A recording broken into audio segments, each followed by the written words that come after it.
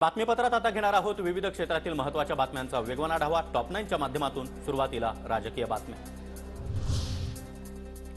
महाराष्ट्रामध्ये महायुतीला 39 जागा तर महाविकास आघाडीला 9 जागा। टाइम्स नाऊ मॅट्रिकचा नवा सर्व्हे समोर।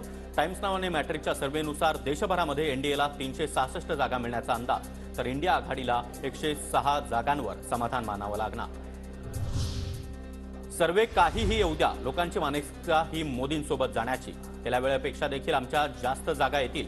टाइम्स नाऊ आणि मॅट्रिकच्या सर्व्हेवर देवेंद्र फडणवीसांची प्रतिक्रिया। सर्वे काहीही येऊ द्या, तो चांगला येऊ द्या का वाईट येऊ द्या, लोकांची मानसिकता बनली आहे मोदींसोबत जायची। लोकांनी ठरवलंय मोदीजींना पुन्हा प्रधानमंत्री बनवायचं।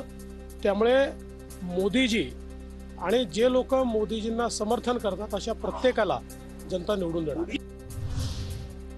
सर्वे वगैरे काय बोलता, ओपिनियन पोल आल्यानंतर ईव्हीएम सेट केले जातात, संजय राऊतांचा गंभीर आरोप।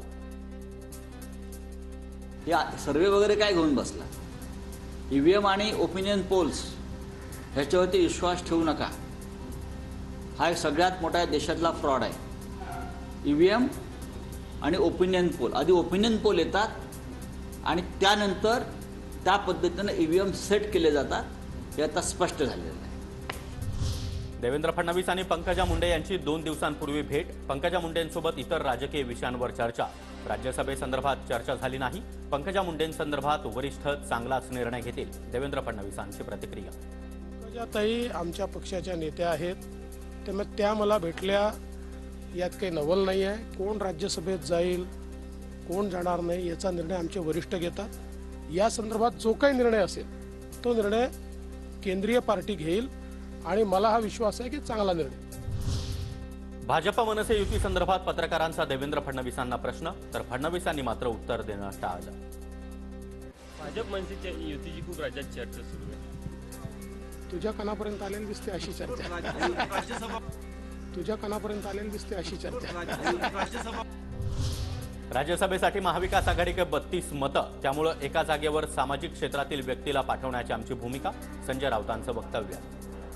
कडे 32 मतं आहे आणि हा आकडा लहान नाही आहे। आम्हाला 7 मतांची किंवा 8 मतांची गरज आहे 6व्या जागेसाठी।